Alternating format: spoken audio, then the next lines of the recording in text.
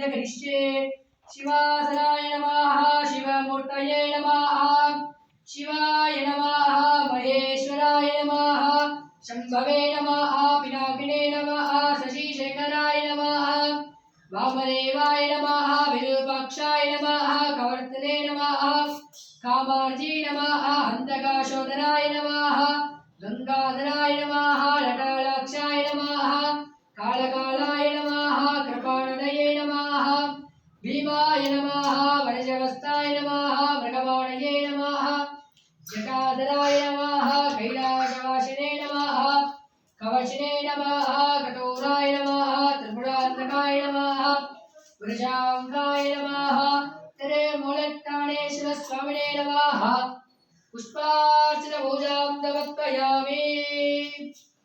ओम दशांगः कुलोपेतः स्कन्दशृणुनारः आग्नेयश्चर देवानां धूपोऽयं प्रदीप्यतां तिरुमूलट्टाणेश्वर स्वामिने नमः धूपमाक्रावयामि यन्त्रम् आचमनीयं समर्पयामि।